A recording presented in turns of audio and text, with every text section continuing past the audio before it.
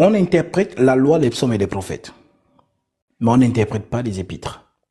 Les épîtres, c'est le Saint-Esprit qui parle clairement par les apôtres.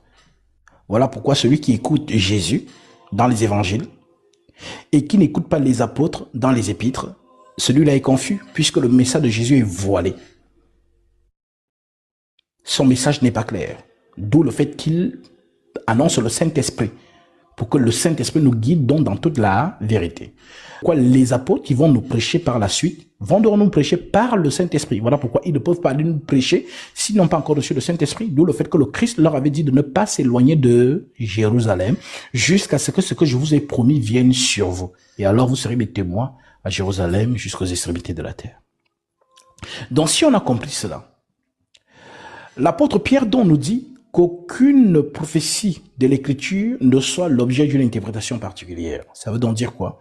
Ça veut dire que les apôtres qui ont prêché par le Saint-Esprit ont déjà interprété.